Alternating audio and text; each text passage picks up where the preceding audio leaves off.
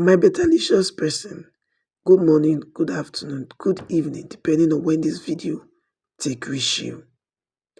This na Open Heavens Daily Devotional for today wey be Saturday, the 3rd day of August 2024. Our topic for today na discipline shapes your future. Discipline shapes your future. Our Bible reading today na from the book of Genesis chapter 25 from verse 29 go enter 34. While our memory verse na from Hebrews chapter 12 verse 11 wey tell us say no punishment dey sweet person wey dem dey punish am because e dey pain, but the person wey God punish go get life wey no dey end. Make we enter today message. When I dey for secondary school, my teacher tell us say every human being enter this world with pillow of suffering wey dem must use before they comot for this world. You fit choose to use your own pillow of suffering when you dey young so that you go fit enjoy your life when you dey old, or you fit keep am enjoy yourself when you dey young. However, you go understand say last you must use that pillow when you don old. If you decide to use your pillow of suffering when you dey young, you go need to put yourself through some kind discipline wey dey very very strict. You go dey study wey other people dey play. You go dey go vigil wey other people dey go party. You go dey build good character wey other people dey put their hand for akamuka, and you go dey save when other people dey spend all their money. The memory verse for today tell us say period of discipline e no dey sweet at all, but e dey bring peace of mind for future. Those wey no dey put themselves through discipline for their early stage of life, they go surely use their pillow of suffering because e dey wait for them for future. The choice na you get am. You fit decide to go through discipline now, or you go face the consequences of discipline wey you no go through now later.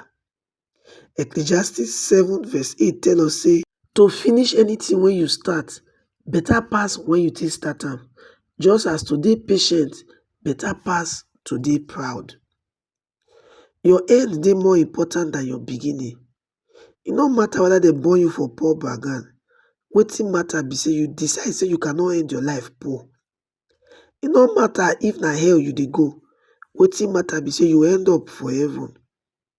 No trade your tomorrow for short-term pleasures o. Esau dey very very hungry, and na this hungry na make am trade e right as the firstborn for plate of porridge. E trade generational blessing for one small single plate of porridge. Today we suppose to dey talk about the God of Abraham, Isaac and Esau, but Esau give him position to Jacob because he wan chop porridge. You fit talk say Esau dey very foolish, but many people dey do the same thing today. People dey wey be like say their destiny for this life na to be great prophet, but they no ever fulfill am because of 5 minutes of sexual immorality. Some people suppose to be po ten tial owners of multinational businesses wey suppose to dey work on their business idea, but because of small sleep, they say make I still sleep small for night, they never fit achieve am. My beloved, the cost of discipline today no be wetin you go fit compare with the gain wey dey for future. So we go reflect on this point together. I dey go through the discipline when I need now for better future. Na here we take come to the end of today's message. Don't forget say our topic for today talk say discipline fit shape your future. Na Pastor E.A. Adeboye wey be the General Overseer of the Redeemed Christian Church of God worldwide na him write this Open Heavens Daily Devotional, and he get message for you. Abeg make you listen. The annual convention is around the corner, and the theme this year is heaven.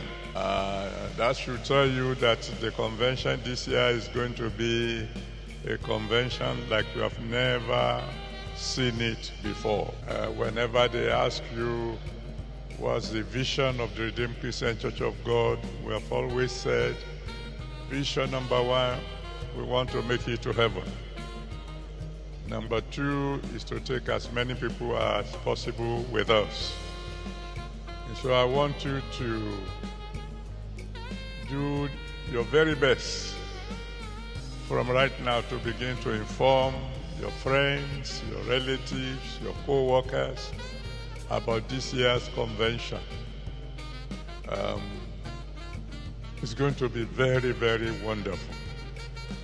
We'll be discussing topics like as pure as light. We'll be discussing topics like the land of the endless day. We'll be discussing topics like the power of sanctification, etc., etc. It's going to be an extraordinary convention. So invite everybody, including your friends and your enemies. And if your enemies come along before they leave, they will become your friends. So get ready for the convention. It will be, as usual, the second week in August.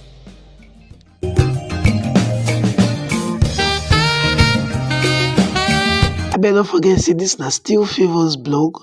Help us like dis video, share the video, and don't forget to subscribe to this channel so that when we drop video, you will be one of the first persons to know.